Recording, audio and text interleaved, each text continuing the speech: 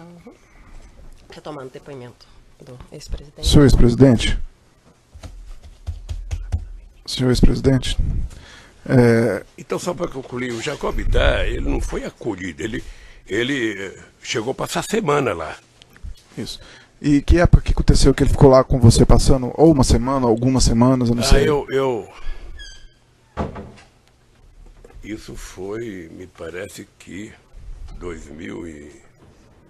Foi a partir de 2005, 2006, por aí. Ok. Depoimento prestado aqui nos autos, inclusive hoje, o senhor Bunlai falou que por volta de agosto de 2010, o senhor Jacob Bittar manifestou interesse em comprar um sítio, porque ele queria que, em alguns depoimentos também, reunir as famílias. Dentro desse contexto de amizade com o senhor, vocês chegaram a conversar sobre isso? Não. Em algum momento? É isso que eu fico muito fulo da vida, porque como é que as pessoas decidem? O Zé Carlos Bunlai conversou com o Jacob Bittar, o mínimo que eu esperava é que ele falasse para mim, olha, você vai comprar um sítio para quê? Não, eu não estou perguntando ao senhor quando foi comprado ou quando você tomou conhecimento.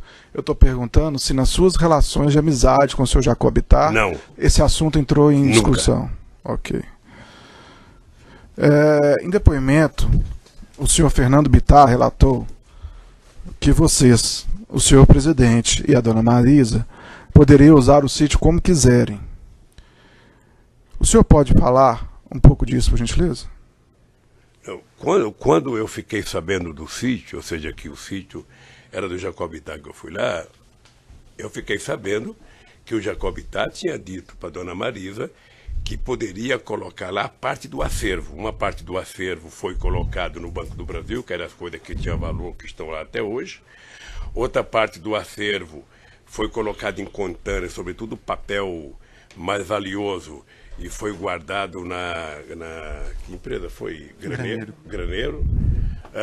E o que foi lá para casa era dois tipos de coisa. Primeiro, eu posso até dizer de forma pejorativa, tralha, que era roupa, camisa de time de futebol, muitas, a Polícia Federal foi lá, deve ter achado, sabe, de todos os times do Brasil.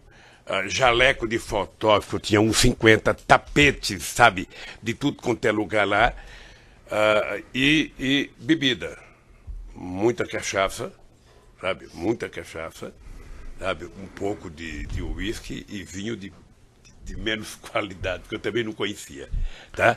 E que denunciaram que era uma adega, na verdade era um quarto, sabe, que se alguém dissesse que era adega para o entendedor, mandava prender, porque era um quarto que não tinha nem ar-condicionado, nem refrigeração para guardar vinho. Então era isso. Então o Jacob Bittar tinha essa preocupação. Hoje, na minha opinião, o Jacob Bittar tinha outra coisa. Tá? O Jacob Bittar, eu acho que ele tinha, na consciência dele, a preocupação do que ele ia fazer quando a gente deixasse a presidência. Então eu acho que quando ele comprou o sítio pensando em ele estabelecer um lugar para que ele pudesse convidar a gente e passar, sabe, tempo junto.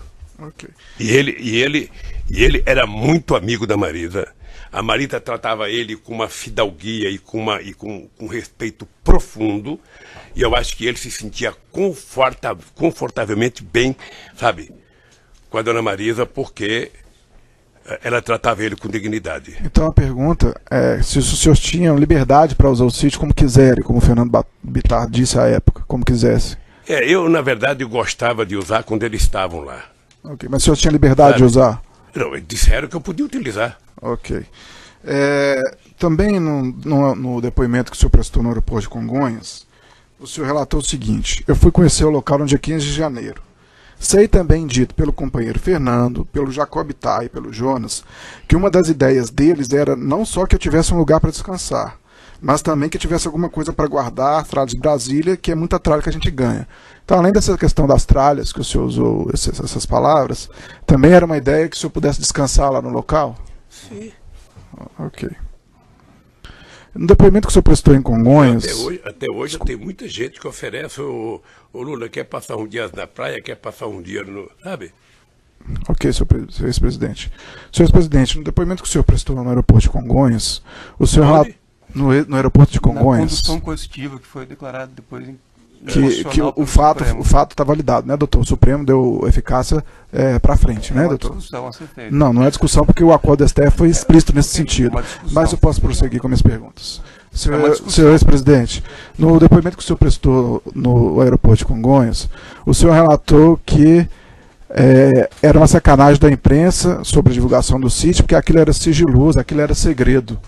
O que o senhor quis dizer com isso? Eu quero dizer que é o seguinte, que um presidente da República, que deixou a presidência da República com 87% de bom e ótimo, não tinha o direito de colocar o pé numa praia, não tinha o direito de colocar um pé no hotel, não tinha o direito de chegar no aeroporto.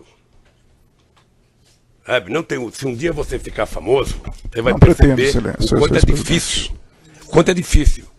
Você, na verdade, fica prisioneiro. Tá? Prisioneiro. Tanto que eles sabiam que o lugar que eu me sentia mais confortável era ou no Torto ou no Alvorada.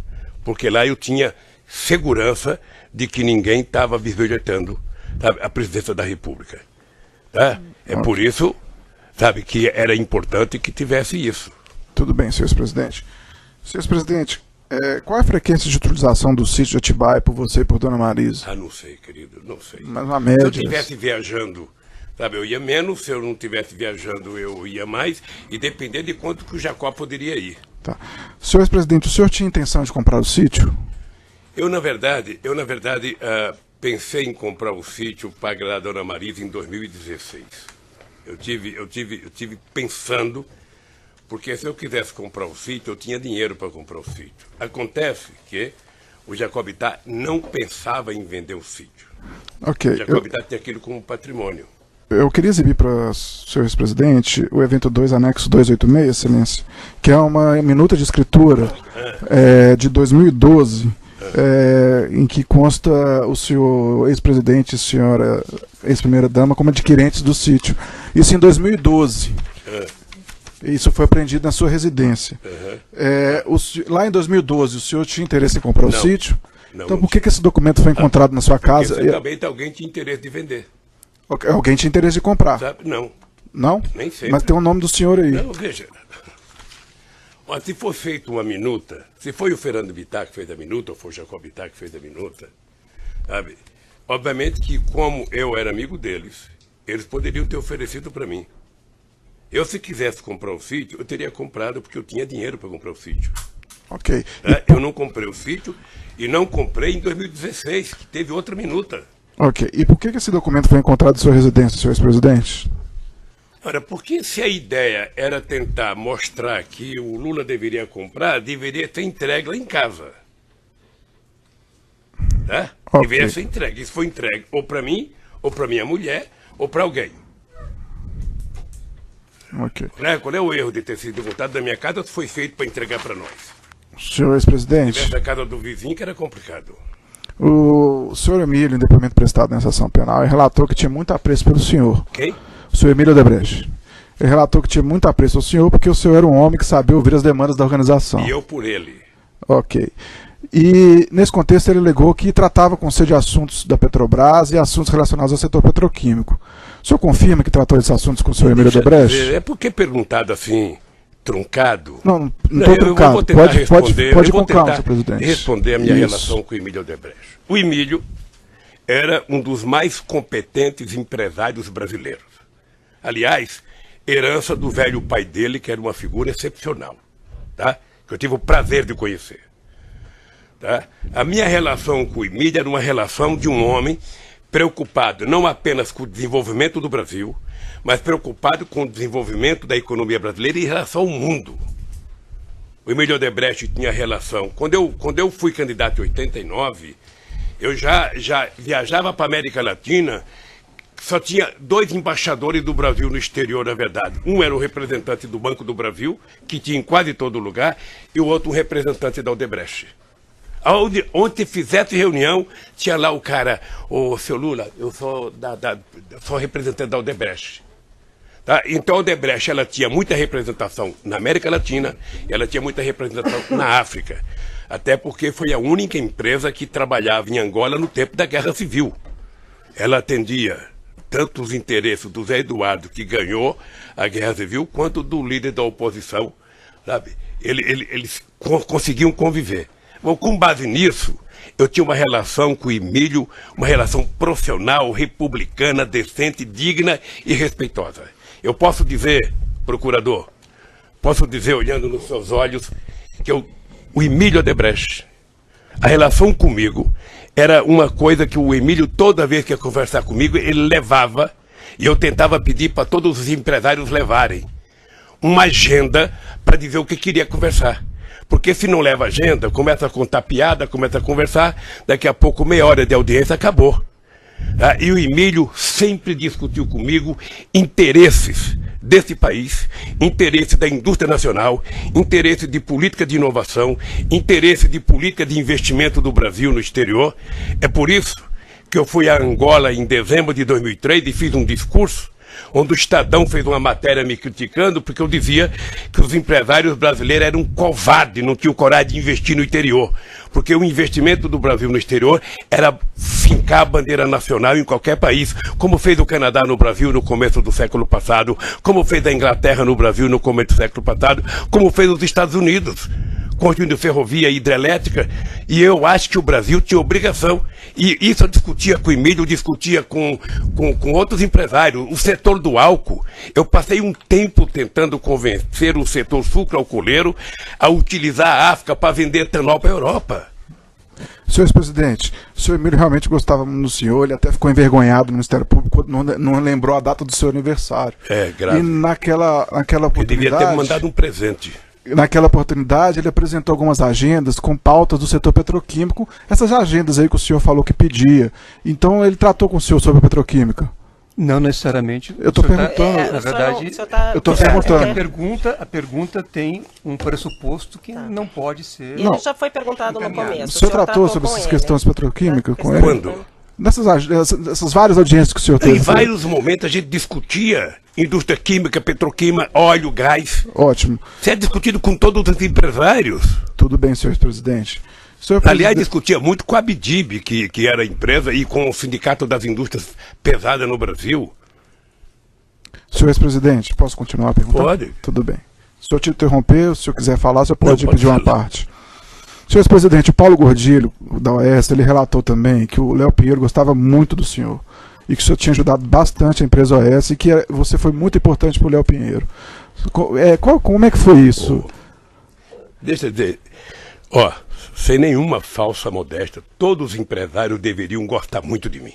Não, o senhor Léo Pinheiro gostava muito do senhor. Deveriam gostar. Eu nunca tive coragem de perguntar se eles tinham votado em mim alguma vez, porque acho que nenhum votou em mim. Porque para votar tinha uma questão de pele. E aí o Lula já não cabe mais. Mas todos me tratavam com respeito, todos.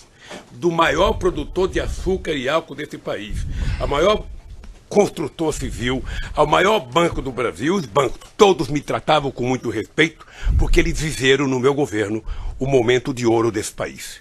O Brasil nunca teve tanta credibilidade no exterior, nunca foi tão orgulhoso ter passaporte brasileiro no exterior, nunca se gerou tanto emprego. Eu agora fico com pena quando eu vejo, tem brasileiro indo para Portugal para procurar emprego, tem brasileiro... No meu tempo de governo, as pessoas voltavam de Portugal, voltavam do Japão para trabalhar aqui no Brasil. De tanto emprego que a gente tirou, 20 milhões de empregos. Então, todos eles.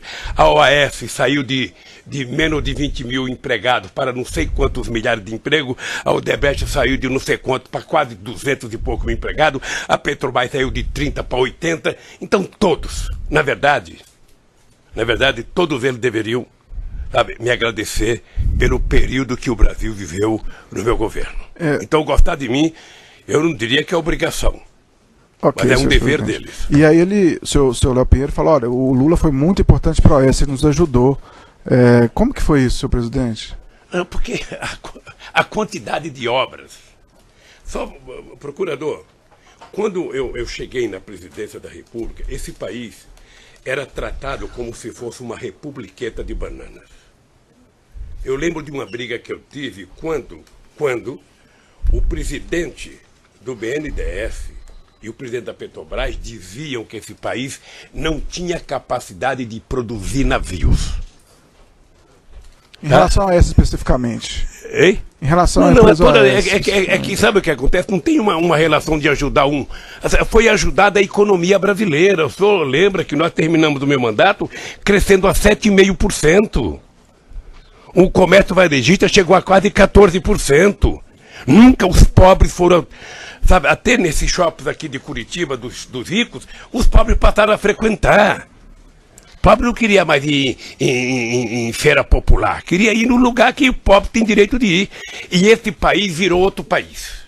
Então não é nada específico ao OAS, é A todas as empresas, todas elas. O Léo Pinheiro gostava Pode do pensar. senhor, como todos os empresários Agora deveriam todos gostar. deviam. Eu acho que todos me respeitavam profundamente e eu os respeitava profundamente. Ok, senhor presidente. E duvido ainda, procurador, duvido, para terminar, eu duvido que você encontre um empresário, mesmo esse da Van que ajudou o Collor agora com o Zap, se esse cara um dia foi procurado pelo Lula para pedir 5 centavos. Porque a relação de respeito que eu adquiri com eles e que impunha a eles não admitia que qualquer empresário conversasse comigo sobre 5 centavos. E não admitia quem frequentasse a minha casa discutir negócio, sabe, de governo. Governo eu discutia até a meia-noite dentro do palácio. Quando eu ia para casa cuidar da minha família. Senhor presidente, o Bunlai, no depoimento que foi aproveitado nesses autos, ele alegou que efetuou um empréstimo no Banco Chain e isso estava causando vários problemas para ele, que ele estava impossibilitado de operar com bancos, estava incluído no CADIM. Ele chegou a confidenciar isso com o senhor? Eu vi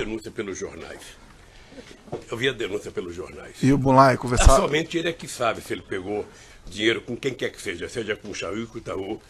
Tá? E esses problemas pessoais que ele teve com esse empréstimo? Hein? Esses problemas pessoais que ele teve com o empréstimo? Eu não sei qual é o problema pessoal que ele Ele não teve. comentou com o senhor.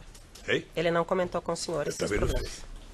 Ok. Ele sabia que era proibido discutir qualquer assunto que não fosse a relação familiar.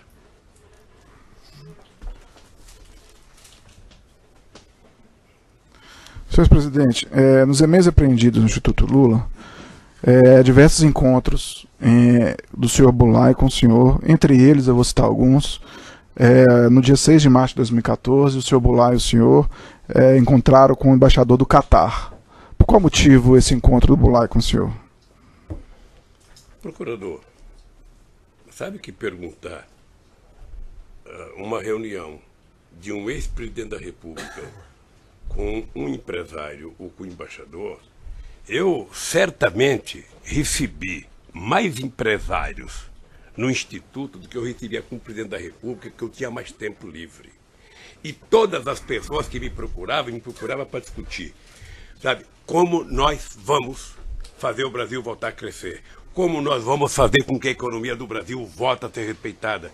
Olha, se alguém trouxe alguém do Catar, eu não sei se foi para discutir o assunto de Olimpíadas ou de futebol, mas eu não sei se teve o embaixador do Catar comigo. Se tiver na minha agenda, deve ter tido alguma razão. Mas eu recebi muitos empresários. Okay. Recebi muitos empresários, muitos embaixadores, muitos ex-presidentes, muitos primeiros-ministros. Existe um encontro também do senhor Bunlai e o senhor André Esteves com o senhor no Instituto Lula. Qual motivo teria esse Só pela ordem, encontro? excelência, na verdade, existe um apontamento, não necessariamente a existência do Eu vou encontro. corrigir a pergunta, sei, senhor não ex-presidente. sei. Existe um apontamento de um encontro do senhor com o André Esteves e com o Bunlai. Não lembro se eu tive com o André Esteves. Ok. Junto com o Bunlai. Senhor ex-presidente, existe um apontamento quanto a isso. Por qual Eu motivo não você sei acha se que pode ter tido um assunto em comum? Sabe? Algum assunto em comum que o senhor possa ter tido com eles? Se teve algum assunto em comum que eu não sei, deve ter sido o Zé Carlos Bunlai em dificuldade econômica, querendo que o BTG salvasse a empresa, como todo mundo fazia. Ok, E nem senhor. sempre salvava. Ok, senhor ex-presidente. Senhor ex-presidente, Mas ele deve ter dito para você o que ele queria. não, mas eu estou perguntando para o senhor. Ah, não. Senhor ex-presidente, o senhor estava na reunião, segundo o apontamento, como bem lembrou o doutor Cristiano Zanin. Senhor ex-presidente, o senhor tem ciência desse empréstimo, então, que o Bunlai fez com partidos em favor do Partido dos Trabalhadores, com o Chain? Tomou conhecimento disso? Não. Nunca Eu ouviu tomei falar? conhecimento pela imprensa. E quando você tomou esse conhecimento? Quando começou a denúncia. Ok. E o senhor tem conhecimento que a Chain foi favorecida em contratos na Petrobras? Não acredito. Não acredito? Por qual motivo? Porque tudo que vocês falam da Petrobras, eu digo que vocês falam porque às vezes a Petrobras é tratada como se fosse uma merreca, uma porcaria de empresa. E a Petrobras é uma empresa que tem uma governança respeitada no mundo inteiro. A Petrobras, ela inclusive tem o controle, depois do meu governo, ela tem o controle da Controladoria Geral da República. Então a Petrobras é uma coisa muito séria. Qualquer coisa que é decidida na Petrobras passa pela mão de 500 pessoas. Sabe na mão de quem não passa? Do governo. Mas, senhor presidente, apesar de todo esse rigor aí da controladoria interna da Petrobras, várias pessoas, inclusive como colocou a sua excelentíssima juíza, devolveram aqui milhões e milhões de dólares que eram fruto de propinas. E mesmo nessas condições, o senhor não acredita que houve um favorecimento da Chaim? Veja, se houve a corrupção da Petrobras, que dizem que houve, essas pessoas têm que ser presas, sabe, e têm que pagar o que pegaram. Tá? Isso está totalmente correto. O que eu acho é que isso não é por conta, sabe, de investigação, de licitação, que ela é feita com rigor. Sabe, se depois que estão lá dentro alguém, por exemplo, eu disse aqui para o juiz Moro que só tinha um brasileiro que sabia que o Paulo Roberto era o que foi, era o Moro. Porque como ele teve uma relação com o Youssef durante muitos anos, e o Youssef era o cara, então ele conhecia que era o Paulo Roberto, ninguém mais conhecia. Só se sabia que ele era um funcionário de 30 anos de carreira. Então, se alguém, depois que entrou, virou ladrão, ou se alguém, sabe, participou de uma licitação honesta e ganhou, e depois resolveu, daquele problema, pagar a propina, eu, sinceramente, a palavra propina também é uma coisa nova no dicionário brasileiro, porque eu acho que teve muita gente, é opinião minha, fazendo evasão fiscal e depois encontrou muito mais cômodo achar um culpado, que era a tese da concussão. Arruma um culpado, joga em cima dele e livra a sua cara. E o senhor tomou conhecimento como foi quitado esse empréstimo do Bunlai com o Chaim? O senhor tomou conhecimento? Não, porque o Bunlai não tinha que prestar conta para mim. Tá, mas o senhor não tomou Prestar conhecimento. conta para a Receita Federal. Ok. Senhor presidente, o senhor tomou conhecimento que o Bunlai efetuou as obras no sítio, no Atibaia? Não, Não tomou, em hora, em nenhum momento? não, Nenhum momento? não momento. Já perguntou, já respondeu. Em nenhum momento o senhor indagou, quando você teve encontro com ele, sobre o custo dessas obras? Em nenhum momento, quando o senhor encontrou com ele, o senhor indagou sobre o custo de obras? Não. Não, porque não era, o sítio não era meu, eu não tenho obrigação de perguntar e de saber. Senhor presidente, nos e-mails apreendidos no Instituto Lula, há registro de encontros com o senhor com o Bunlai em 2011, em 16 de janeiro de 2012, em 29 de março de 2012, em 12 de junho de 2012, em 3 de julho de 2012, e 28 registros de apontamentos de encontros entre o senhor e o Bunlai no Instituto Lula. 2012, 28 de agosto de 2012, 3 de setembro de 2012, 19 de dezembro de 2012, 6 de março de 2014.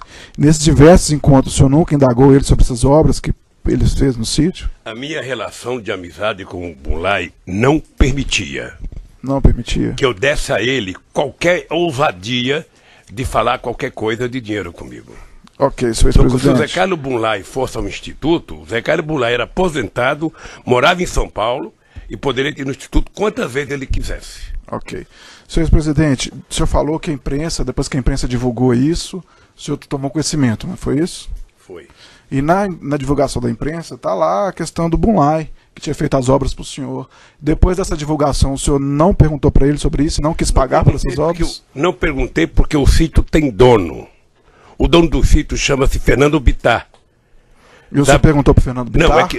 É que vocês começaram dizendo que era meu sítio. Eu estranhei agora a doutora juíza dizer que... Eu estranhei porque eu passei 4 anos eu também apanhando porque o estranhei, sítio era senhor meu. presidente, porque- E agora o sítio desapareceu. Eu também estranhei, senhor presidente, porque a denúncia está lá há muito tempo, a sua defesa poderia ter te explicado Sabe? isso. Não, Se ela não fez, não, infelizmente não é um papel do Ministério Público. O Ministério Público Tá dizendo ressalva até que a questão na da propriedade denúncia- da empresa ainda está sendo investigada, não tem isso? É essa denúncia? ressalva. Então o Ministério A questão Público que da- fez a está, na questão verdade, da propriedade resguardando mas da mesma sua coisa. acusação. Tá, é dito, mas não é essa a acusação. Não, a é mesma essa coisa acusação. aconteceu, procurador, a acusação mesma é coisa lavagem de aconteceu, dinheiro, veja, mas não pode. a mesma coisa aconteceu, eu tô há muitos Senhor anos, presidente, se você não estiver satisfeito não tem, com... pera um pouquinho, não tem nenhum ser humano nesse país que tenha apanhado mais da imprensa do que eu por mentiras contadas a meu respeito. E eu, com 73 anos, faço um esforço muito grande de não perder o humor, de não deixar que o ódio tome conta de mim, porque eu acredito que nós vamos ainda, neste país, provar quem está com a verdade e quem está mentindo. Então, eu passei, sabe, um monte de tempo, sabe? O Lula é dono de uma chácara. Eu falava, não sou, gente. O Lula é dono, eu não sou. Agora, nem da chácara me perguntaram mais, porque não é minha. Foram perguntar de uma obra, de uma chácara que não é minha. A mesma coisa aconteceu, procurador, você sabe disso, do apartamento. Eu passei 5 anos dentro do apartamento, não é meu, não é meu, não é meu. Aí o que aconteceu com o apartamento? O Moro dá um julgamento aqui. Eu sou acusado por fato indeterminado. O apartamento não tem que a Petrobras, mas eu estou no Lava Jato. E foi colocado na Lava Jato pelo Ministério Público só para me trazer para cá. Senhor presidente, eu posso fazer o questionamento? O senhor deveria aguardar a resposta dele. Ele está fugindo ao tema, doutor. Ele está fugindo ao tema, doutor. É só isso, é só isso. Compreenda que, embora eu tenha um casco duro, eu respeito o senhor, senhor presidente. Se uma bala pega no mesmo lugar, muitas vezes machuca. E eu estou cansado. Eu estou cansado de mentira. A mentira é contada aqui e é transformada em verdade pela imprensa. Senhor presidente, eu tenho o maior respeito pelo senhor. O senhor está aqui para se defender e a oportunidade do senhor é essa. Se o senhor quiser ficar em silêncio, o senhor tem essa oportunidade. Sabe por que eu não posso me defender aqui? Sabe por quê? Porque quando vocês dizem uma coisa, dá 20 minutos no Jornal Nacional. Esse moço aqui, que é meu advogado, ele dá uma resposta, não passa 2 segundos. Senhor presidente, então é uma desproporção isso. Nós vivemos na democracia, o processo é público. Mas eu posso questionar o senhor? A democracia é mais para um do que para os outros. Não, é uma questão de ordem, excelência. Não, doutor. É uma questão de ordem. Eu acho que isso está previsto em lei. Uma questão de ordem. Que questão de ordem? Seja a questão de ordem é a seguinte. Vossa Excelência, a pedido do Ministério Público, inclusive, contra a posição da defesa, disse que vai aproveitar um depoimento relativo ao caso Triplex. Então o senhor presidente estava, inclusive, fazendo referência ao caso que Vossa Excelência decidiu aproveitar o depoimento. Então, me parece que aproveitar o depoimento sem dar a ele a oportunidade de falar sobre o assunto configura um cessamento de defesa. Esse fato já está julgado, senhor eu diria a Vossa Senhor Cristiano, o que vai ser aproveitado daquele depoimento são os fatos relativos a essa denúncia, mas não a relativa ao triplex. E ele está atacando algo que já foi decidido. Certo, mas não dá para pensar uma coisa em detrimento de outra. Então vamos para a próxima pergunta. Eu só pediria a Vossa Excelência, educadamente e cordialmente, que fosse possível o depoente, nesse ato que ele pode fazer a sua autodefesa, que ele pudesse completar as respostas e desenvolver os raciocínios necessários para a concretude do ato. Mas se ele fugir do assunto e começar com um discurso político, doutor, infelizmente eu estou comandando a audiência, doutora, eu vou ter que cortar. Doutora, inclusive, o problema é que esse assunto não tem um tema específico, porque inventou-se 2 palavras mágicas. O PowerPoint e o contexto. Isso já foi passado e nessas no passado. 2 palavras Vamos parece uma caçamba de jogar problema. Vamos às perguntas. Então tudo está dentro do contexto, porque a mentira tem que ser... Senhor presidente, o senhor está aqui para se defender, o senhor fique tranquilo, se for mentira, se for mentira, o órgão acusador do Ministério Público ele não tem interesse em condenar pessoas por fatos que são falsos. Então o senhor fique tranquilo com relação a isso. Vocês já conseguiram até me tirar do processo eleitoral. Senhor presidente, não foi... Porque eu sabia que se eu fosse candidato eu ganhava no primeiro turno das eleições. A primeira coisa foi me condenar de forma apressada para me tirar. Pelo Quem tempo. tirou?